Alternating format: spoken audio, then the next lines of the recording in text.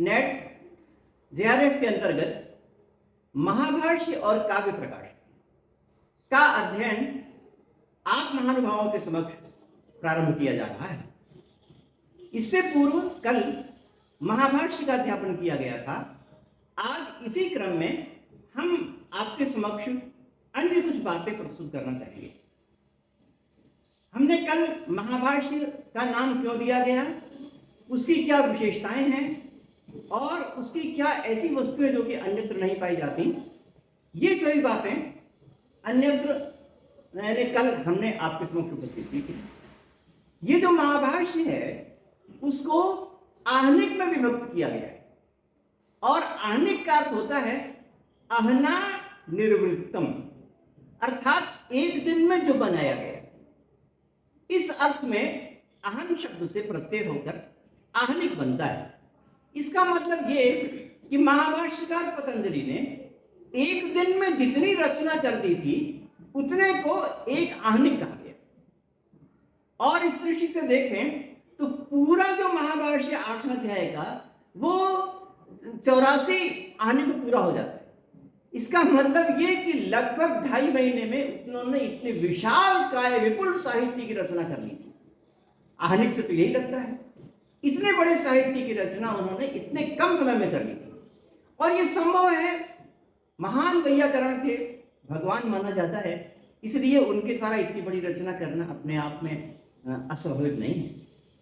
हम जिस आहनिक का अध्ययन करते हैं वह प्रथम आहनिक है, अर्थात एक दिन में की गई रचना है। यानी हम लोग यह सुखद आश्चर्य होता है कि एमए या उसके आगे की परीक्षार्थी जिसको 1 वर्ष में अध्ययन करते हैं उसकी रचना महाभाष्यकार पतंजलि ने केवल 1 दिन में कर ली थी, इसलिए उसको प्रथम आहनिक कहा जाता है।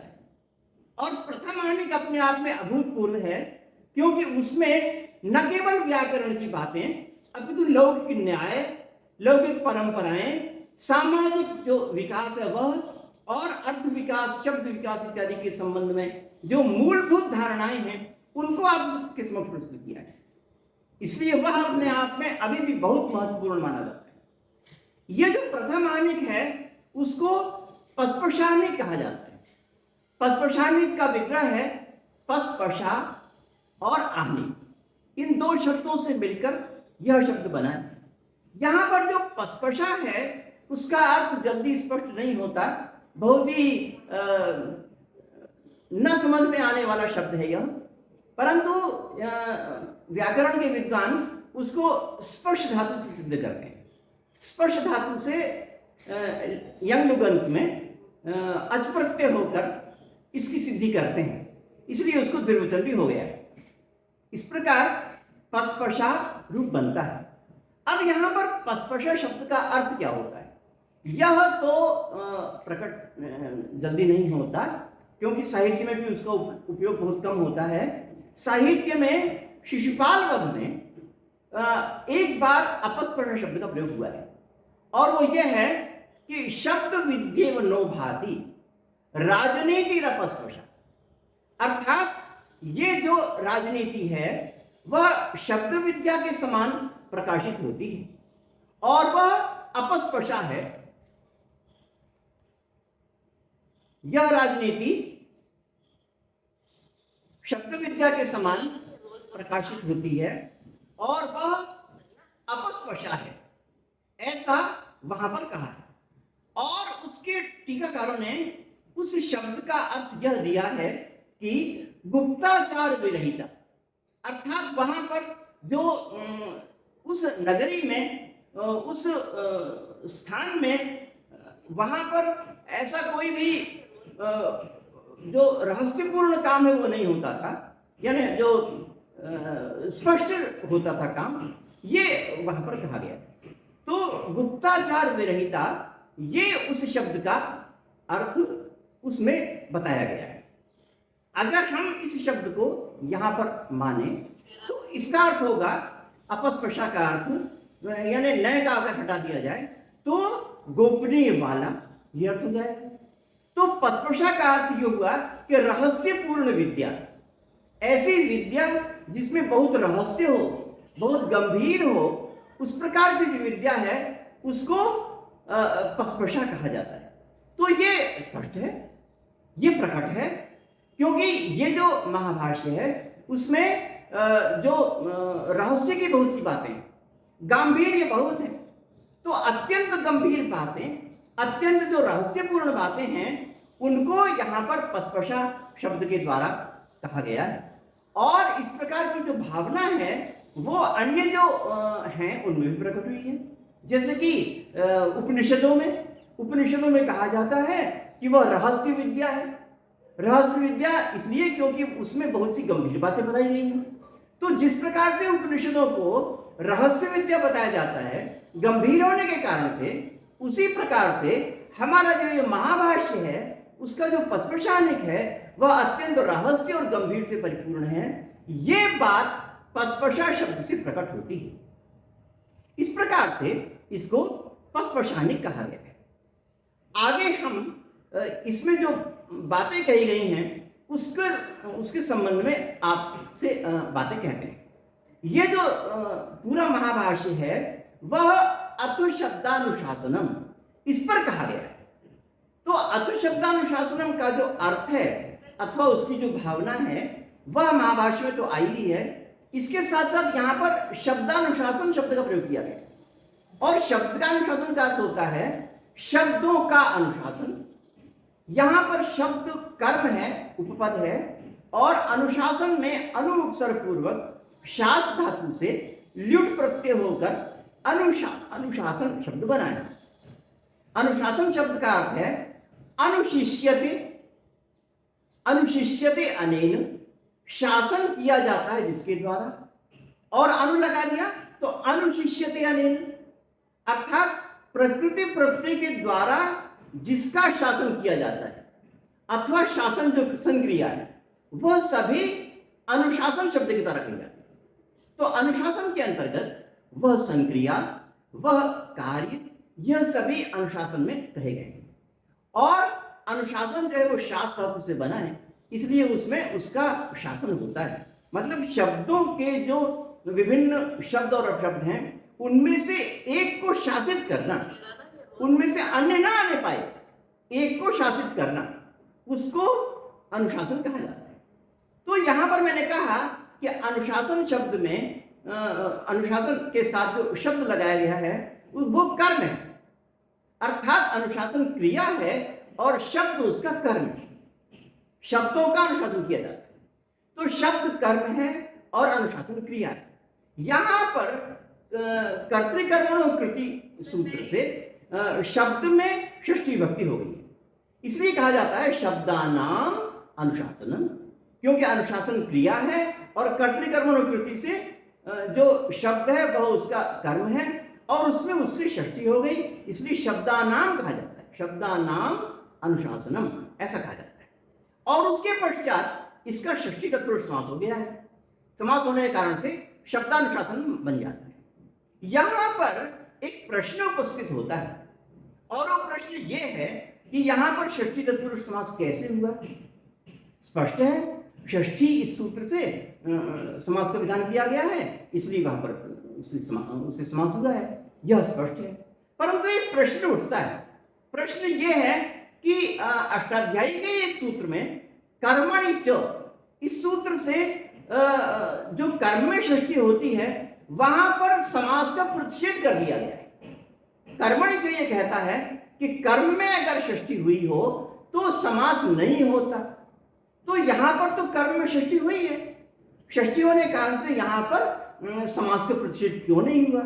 समास का प्रतिषेध होना चाहिए, इसलिए शब्दानाम अनुशासन बनना चाहिए। शब्दानुशासन समास कैसे हो गया, ये एक महान प्रश्न उपस्थित होता है। और यह प्रश्न ऐसा है जिसको बहुत से लोग करते हैं और ये कहते हैं कि ऐसा हो गया कि पाणिनि व्याकरण में सबसे पहला जो सूत्र है उसमें ही एक जो सोचने विचारने की वस्तु स्थापित हो गई, ऐसा लोग कहते हैं। परंतु ध्यान देने पर हमें इसका समाधान बड़ी आसानी से हो जाता है। और उसका समाधान ये है कि कर्मणि जो सूत्र जो षष्ठी समास का प्रतिषेध करता है वह उभय प्राप्त कर्मणि सूत्र से प्राप्त जो षष्ठी है उसके समास का प्रतिषेध करता है। कर्तृकर्मणो कृति से जो प्राप्त षष्ठी है उसके समास का प्रतिषेध नहीं करता। आप मेरी बात ध्यान से सुन रहे हैं? उभय प्राप्त कर्मणि सूत्र से जो षष्ठी समास होता है उसके षष्ठी विभक्ति होती है, उसके समास का प्रतिषेध वो करता है। कर्तृकर्मणो कृति से जो षष्ठी होती है उसके समास का प्रतिषेध कर्मण के सूत्र नहीं करता।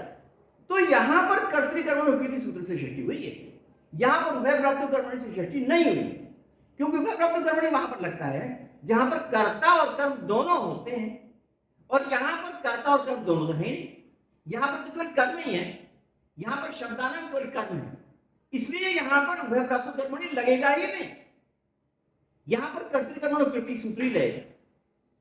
काशिका में ये उदाहरण दिए गए हैं, वहां पर कहा गया है कि पाणिनिना सूत्रस्य कृति, यहां पर दोनों है, पाणिनिना और सूत्रस्य, कर्ता भी है और कर्म भी है, इसलिए यहां पर उभय प्राप्त कर्मणि से षष्ठी हुई है। यहां पर सूत्रस्य कृति में समास नहीं होगा, पाणिनिना सूत्रस्य कृति, यहां पर उभय प्राप्त कर्मणि से षष्ठी हुई है, इसलिए यहां पर समास नहीं होगा।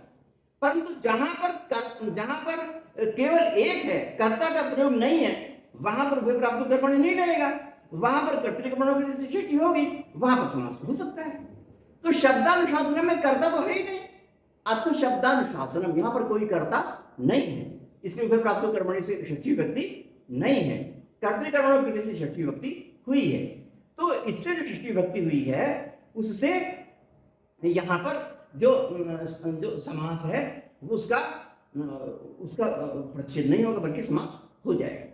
ये एक बहुत बड़ी शंका और बहुत बड़ा प्रश्न है जो कि कई समय से उठाया जाता है, और इसका बहुत अच्छा समाधान है। रिसर्च में अथवा अन्य के समय ये प्रश्न उठते हैं और उनका ये समाधान होता है। अन्य समय में भी इस प्रकार के प्रश्न उठे। हमने सुना है कि विरजानंद जी के साथ एक शास्त्रार्थ हुआ था, उसमें अजात युक्ति एक प्रश्न था। तो ये प्रश्न था कि अजात युक्ति में समास कैसे हुआ, होना चाहिए कि नहीं। तो अजात युक्ति में जो समास हुआ वो समास जो है वो अजादि और युक्ति के षष्ठी तत्पुरुष के साथ हुआ है। तो वो कैसे हुआ, कर्मणि से प्रतिषेध होना चाहिए, परंतु जैसे हमने अभी व्याख्या की उस व्याख्या के अनुसार अजात युक्ति में समास का प्रतिषेध नहीं हो सकता। क्यों? क्योंकि अजात युक्ति में केवल कर्म है, कर्ता तो है ही नहीं, कर्तृकर्मणो कृति से सृष्टि हुई है। मैं पुनः कह रहा हूं कि कर्तृकर्मणो कृति से जब सृष्टि हो वहां पर तो समास का प्रतिषेध नहीं होता, समास हो जाता है। उभय प्राप्त कर्मणि से जब हो तो वहां पर ऐसा होता है।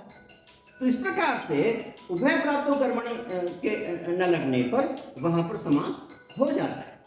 इस प्रकार ऐसी स्थिति होने के कारण से अजात युक्ति ये शब्द बन जाता है, वहां पर समास हो जाता है, उसका प्रतिषेध नहीं होता। तो मैंने इस प्रसंग में आप महानुभावों के समक्ष बात रखी जो कि रिसर्च के लिए भी उपयोगी और आज के लिए भी, कि शब्दानुशासन कैसे बनता है, इसके समास का प्रतिषेध क्यों नहीं होता। इस बात का बहुत बढ़िया और बहुत अच्छा और बहुत रोचक और बहुत गंभीर समाधान हमने आपके समक्ष प्रस्तुत किया, जो कि रिसर्च में भी और प्रतियोगी परीक्षाओं में भी वह उपयोगी होता है। तो यह शब्दानुशासन का अर्थ हुआ।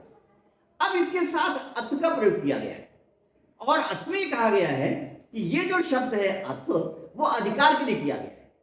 अर्थात जब अर्थ लगा देते हैं तो उसके पश्चात वह जो उपक्रम है या जो विषय है वह विषय पूरे शास्त्र के साथ अन्वित होता चला जाता है।